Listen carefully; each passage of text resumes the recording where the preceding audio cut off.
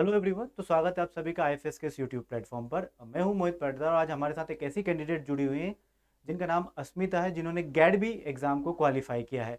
तो first of all introduce yourself Asmita.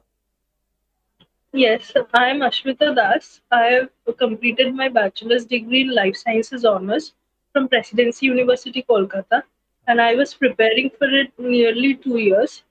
So I purchased your IFS two courses. Okay One was for IT exam and another is for GATB. So I okay qualified with the exam. In GATB, my rank was considerably good. So I would thank IFS for providing the top-notch questions, which were actually very good and helpful during my preparation.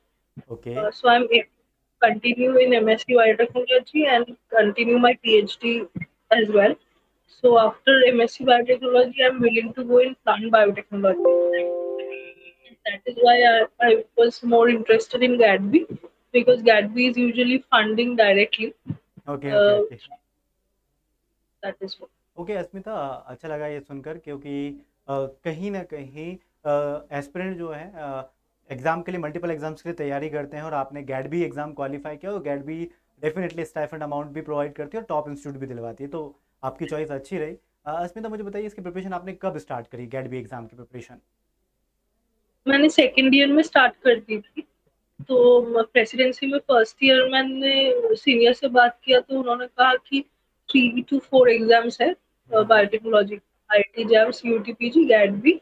और फिर हम चाहे तो हमारा कोलकाता में ICS का एमपीएसटी होता है और बाहर में अगर चाहे तो एम बायोटेक्नोलॉजी दे सकते हैं।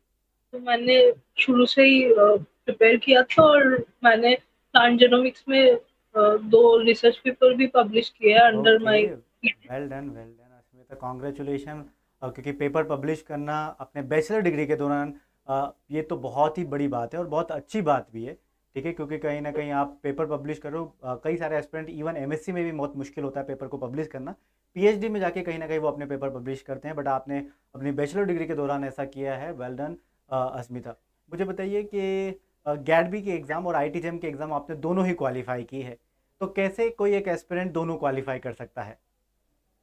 दोनों का एग्जाम्स बिल्कुल ही सिलेबस वाइज अलाइंड है but hmm, questions wise aligned नहीं है। गैटबी के क्वेश्चंस इजियर साइड में होते हैं और एमसीक्यू बेस्ड होते हैं, लेकिन हमें आईआईटी जैम में एमएसक्यू, मल्टीपल सिलेक्ट क्वेश्चंस और नेट मतलब कि न्यूमेरिकल टाइप क्वेश्चंस भी अटेम्प्ट करने होते हैं और वहां पर नेगेटिव मार्किंग के दौरान हमें एमएसक्यू में बहुत सावधान रहना चाहिए ताकि एमएसक्यू में नेगेटिव मार्किंग ना हो।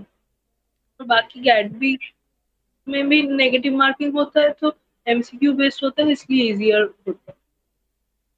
ओके ओके ओके अश्मिता, अच्छा लगा ये सुनकर, क्योंकि आपने जैसे कि बताया कि कैसे दो एग्ज़ाम को क्वालिफाई किया जाता है। क्योंकि आप वन ऑफ द एस्पिरेंट है जिन्होंने, हमारे ऐसे कई सारे एस्पिरेंट है बट वन ऑफ द आप भी हैं कि जिन्होंने दोनों एग्ज़ाम्स को क्वालिफाई किया है और दोनों एग्ज़ाम्स के लिए आपने पढ़ा भी था। अस्मिता, ऐसे कुछ टिप्स आपकी तरफ से, ऐसी कुछ बातें आप हमारे एस्पिरेंट को बोलना चाहती हैं जिससे उनका फ़ायदा हो, उनका गेट बी एग्ज़ाम और आईटी जेम एग्ज़ाम दोनों ही क्वालिफाई हो सके? आपकी तरफ से कोई टिप्स? तो मैं कहना चाहूंगी कि थ्योरी पे ज्यादा फोकस नहीं होना चाहिए, ज्यादा फोकस क्वेश्चन सॉल्विंग में ही होना चाहिए। क्वेश्चन ओके सॉल्व नहीं करेंगे कभी थ्योरी रिवाइज ही नहीं हो सकती। और मॉक टेस्ट देने से बहुत हेल्पफुल होता है, तो मैंने मॉक टेस्ट और क्वेश्चन सॉल्विंग का ही सिर्फ परचेस किया था। बाकी आपका जो यूट्यूब चैनल है उसमें बहुत सारे वीडियोस ऑलरेडी आप लोगों ने अपलोड किए हैं, वहाँ पर थ्योरी पूरा कवर हो ही रहा है ओके अश्मिता, और मुझे बताइए। बहुत हेल्प किया। ओके, तो आपको हमारा यूट्यूब चैनल भी बहुत ज़्यादा हेल्पफुल रहा और आप तो हमारी पेड स्टूडेंट हैं, आप तो हमारी इनरोल्ड स्टूडेंट हैं। ठीक है, तो अच्छा लगता है कोई हमारा स्टूडेंट जब क्वालिफाई करता है। We are so proud of you Asmita. Wishing you best of luck and all the best for your upcoming journey. जिस इंस्टीट्यूट में आप एडमिशन लेना चाहते हैं डेफिनेटली वो आपको मिले। ठीक है, wishing you best for your upcoming journey as well. Dear all aspirant, thank you for watching this interview. मिलते हैं किसी अदर इंटरव्यू में। Till then bye bye, take care, happy learning. Thank you. Most welcome.